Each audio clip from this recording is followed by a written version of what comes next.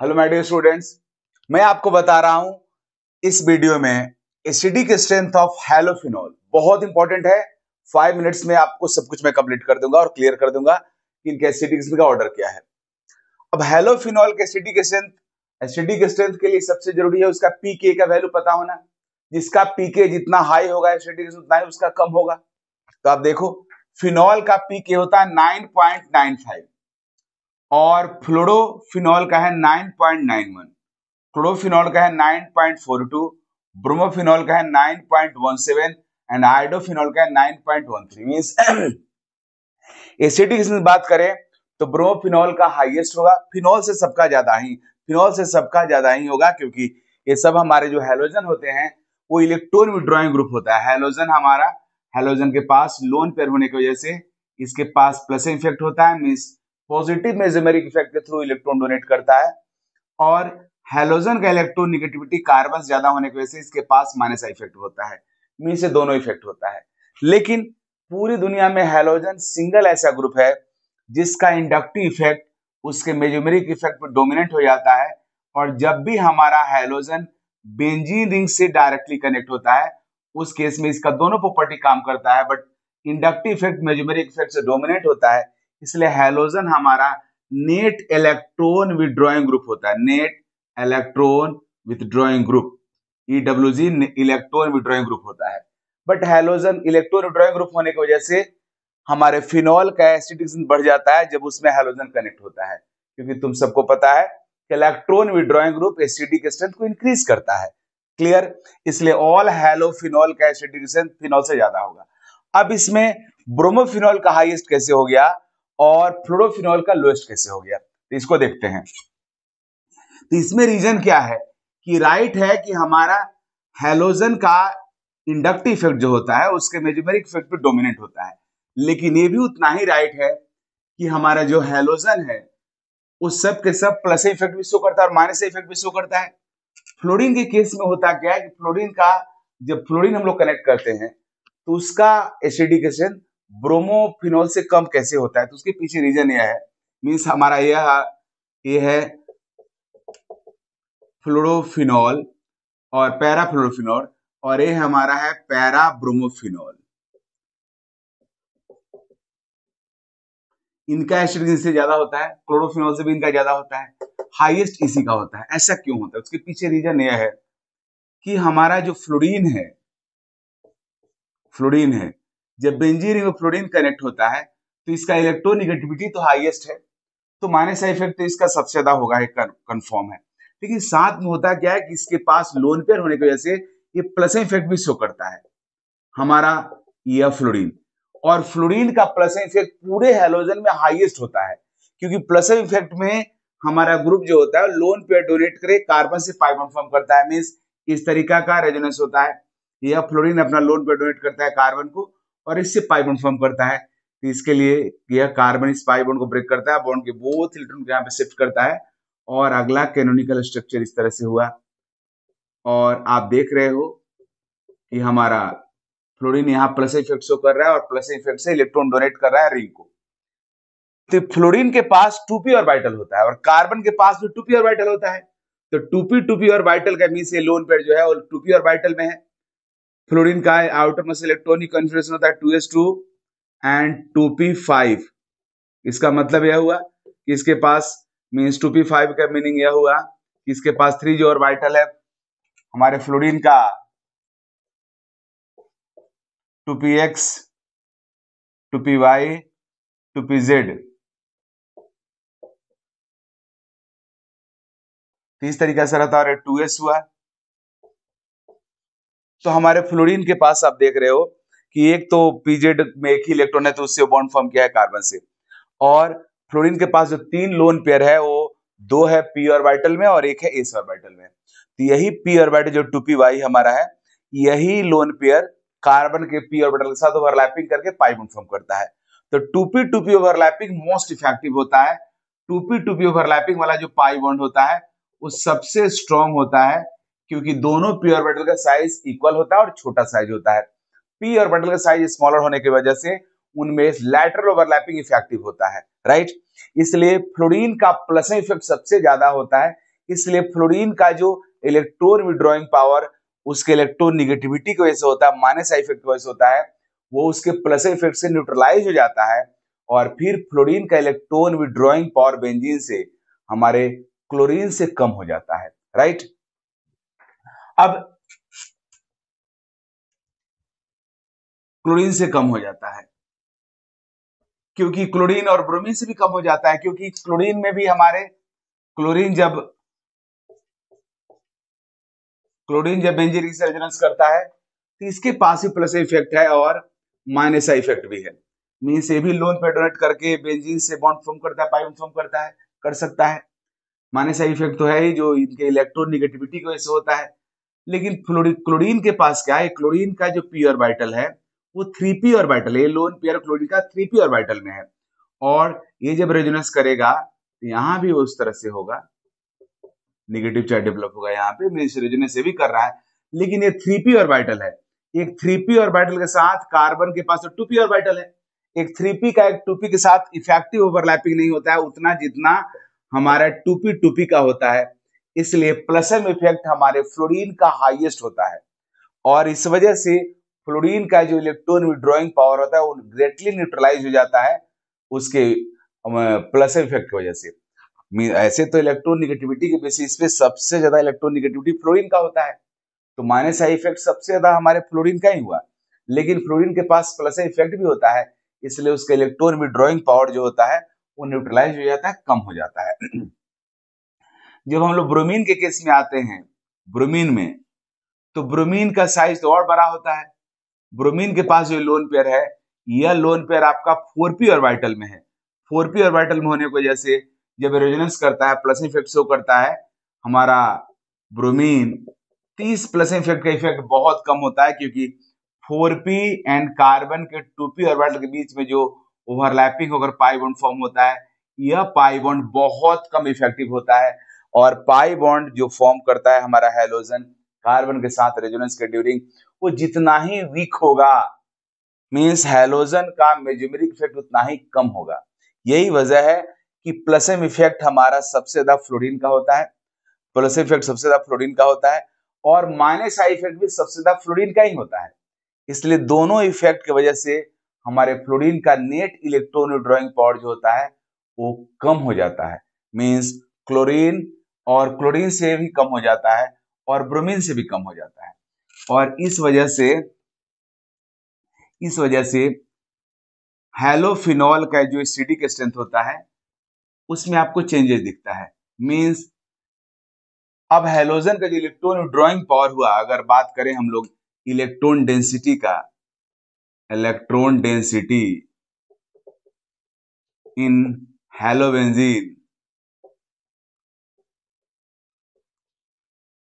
तो बेंजीन से electron density सभी हैलोबेंजीन में कम होगा। इलेक्ट्रॉन डेंसिटी बेंजीन से कम होगा हैलोबेंजीन में। क्यों जी?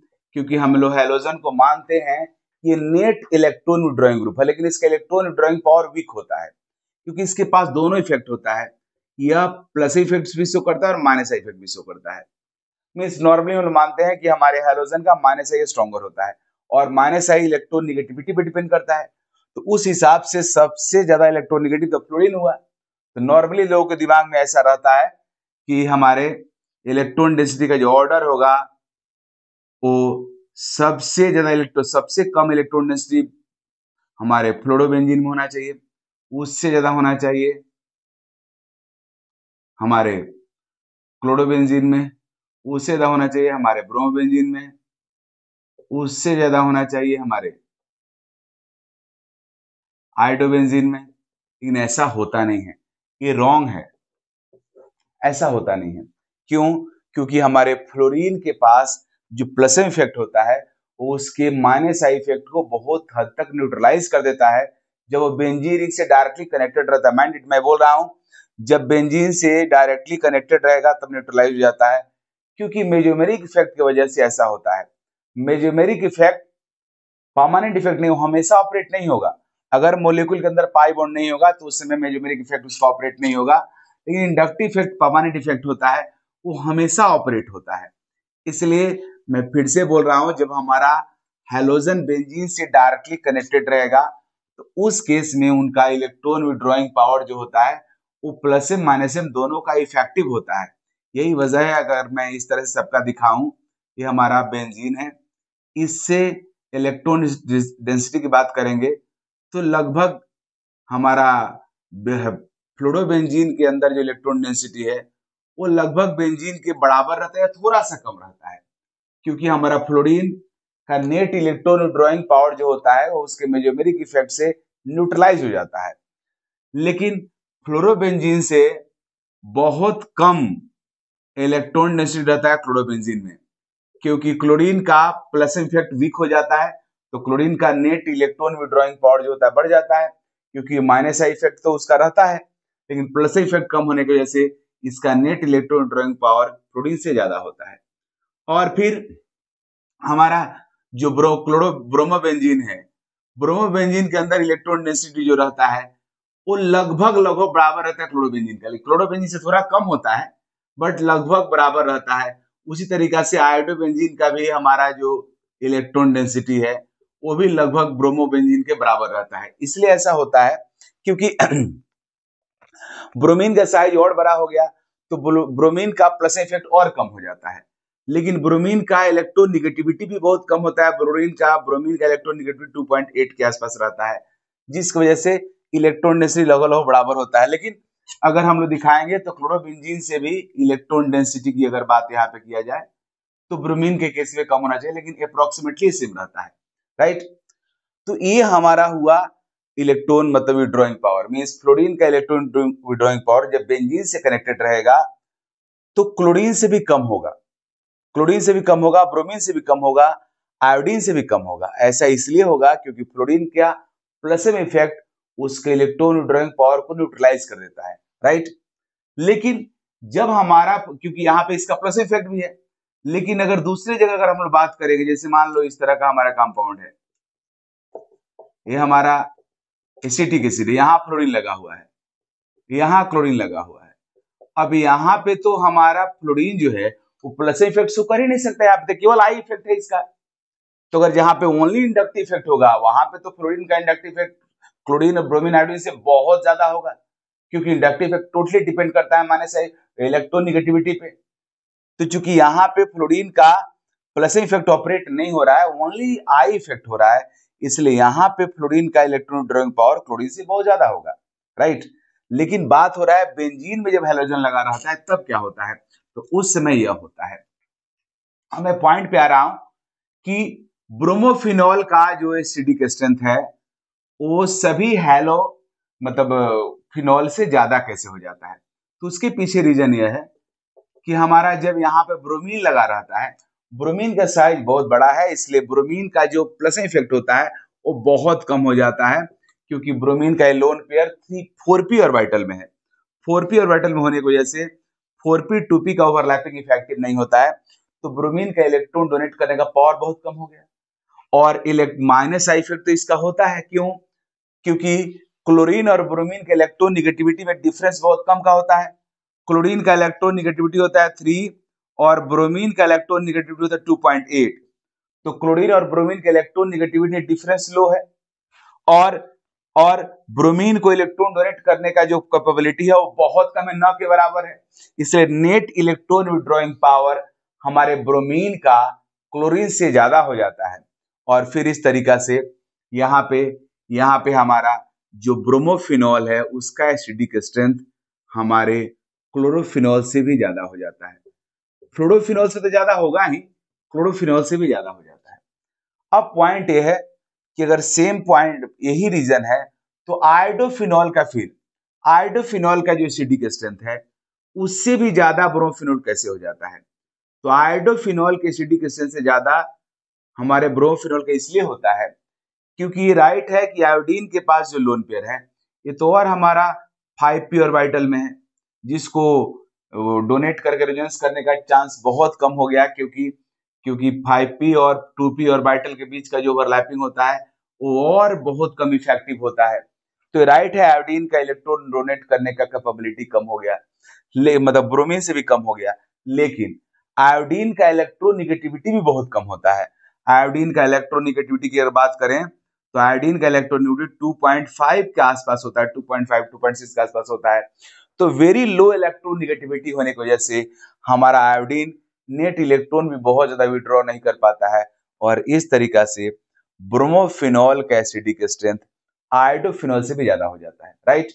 तो फाइनली मैं कंक्लूड कर रहा हूं, हमारा हमारा ब्रोमोफिनॉल हमारे फ्लोरोफिनॉल से और क्लोरोफिनॉल से पैरा क्लोरोफिनॉल और पैरा ब्रोमोफिनॉल से ज्यादा एसिडिक होता है हमारे ब्रोमोफिनॉल का एसिडिक स्ट्रेंथ। क्यों? क्योंकि हमारे ब्रोमीन के पास प्लस इफेक्ट कम होता है। ब्रोमीन को इलेक्ट्रॉन डोनेट करने का मेजोमेरिकली बहुत कम कैपेसिटी होता है, क्योंकि ब्रोमीन का लोन पेयर 4 पी ऑर्बिटल में रहता है, जो बड़ा साइज होता है, इसलिए उनका 2p के साथ इफेक्टिव ओवरलैपिंग नहीं होता है, राइट। और फ्लोरीन का इलेक्ट्रॉन 2p में रहता है, इसलिए सबसे ज्यादा इलेक्ट्रॉन डोनेट करने का कैपेबिलिटी रहता है इसके पास प्लस मेजोमेरिक इफेक्ट के थ्रू। क्लोरीन के पास भी 3p ऑर्बिटल में रहता है, जो इलेक्ट्रॉन डोनेट कर सकता है, इसलिए इसके पास भी इलेक्ट्रॉन डेंसिटी है, मतलब लोन पे डोनेट करने का, बेंजीन रिंग से रेजोनेंस करने का कैपेसिटी रहता है। लेकिन ब्रोमो के केस में लोन पेयर 4p में चला जाता है, इसलिए कम हो जाता है। इसलिए हमारे ब्रोमोफिनॉल का एसिडिक स्ट्रेंथ पैरा क्लोरोफिनॉल और पैरा फ्लोरोफिनॉल से ज्यादा होता है। अब बात है कि पैरा आयोडोफिनॉल से ज्यादा एसिडिक कैसे हुआ ब्रोमोफिनॉल का? तो उसका रीजन यह है कि आयोडीन का लोन पेयर 5p ऑर्बिटल में रहता है। डेफिनेटली आयोडीन को इलेक्ट्रॉन डोनेट करने का पावर हमारे ब्रोमीन से कम हुआ, लेकिन आयोडीन का इंडक्टिव इफेक्ट भी बहुत कम हो जाता है, क्योंकि आयोडीन का इलेक्ट्रॉन नेगेटिविटी 2.5 होता है, जो ब्रोमीन के 2.8 से कम रहता है, राइट। इस वजह से एसिडिक स्ट्रेंथ में चेंज होता है। तो क्लियर सी बात है, electron withdrawing group acidic strength को इंक्रीज करेगा, डोनेटिंग ग्रुप डिक्रीज करेगा, राइट। तो हमारे ये ऑर्डर है। अब इसके बाद में इस हेलोजन के बारे में, ये तो एसिडिक स्ट्रेंथ ऑफ हेलोफिनॉल हुआ। हेलोजन के बारे में एक दो बात और मैं क्लियर करना चाहता हूं। कई सारे बुक्स में सब नहीं दिया हुआ है कॉन्सेप्ट।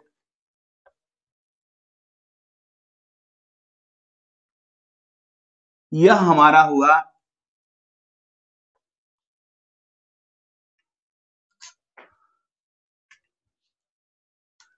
यह है रिएक्टिविटी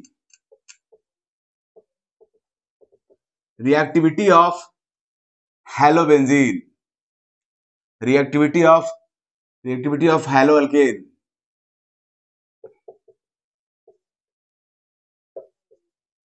अल्केन टुवार्ड्स इलेक्ट्रोफाइल के टुवार्ड्स हेलोअल्केन का रिएक्टिविटी रिएक्टिविटी ऑफ हेलोअल्केन नहीं, हेलोअल्केन टुवार्ड्स न्यूक्लियोफाइल।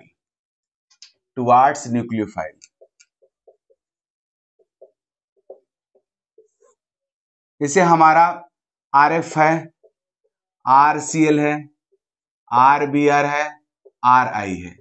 न्यूक्लियोफिलिक सब्स्टिट्यूशन के टुवार्ड्स इनका जो रिएक्टिविटी का ऑर्डर होता है, यह होता है,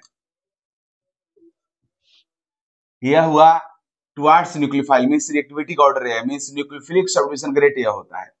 मींस सबसे ज्यादा न्यूक्लियोफिलिक सब्स्टिट्यूशन रेट आयोडोफिनॉल में होता है, आयोडो अल्केन में होता है, उससे कम ब्रोमो अल्केन, उससे कम क्लोरो अल्केन, उससे कम फ्लोरो अल्केन, राइट। इसके पीछे रीजन क्या है? इसके पीछे रीजन सिंपल है कि जितना भी न्यूक्लियोफिलिक सब्स्टिट्यूशन होता है हमारे हेलोअल्केन में, सब में कार्बन हेलोजन का bond breaking, means carbon leaving का बॉन्ड ब्रेकिंग RDS का पार्ट होता है। इसलिए जितना बेटर लिविंग ग्रुप होगा उतना फास्ट रिएक्शन होगा। यही वजह है कि रिएक्शन का यह रेट है। आयोडीन हमारा सबसे ज्यादा लिविंग टेंडेंसी रखता है, इसलिए फटाफट निकल जाता है, इसलिए आयोडोअल्केन के साथ रिएक्शन का रेट हाईएस्ट होता है, उससे कम ब्रोमोअल्केन, उससे कम क्लोरोअल्केन, सबसे कम हमारा फ्लोरोअल्केन का होता है। लेकिन जस्ट इसका उलट, reactivity means rate of nucleophilic substitution reaction in haloarenes, rate of nucleophilic substitution in haloarenes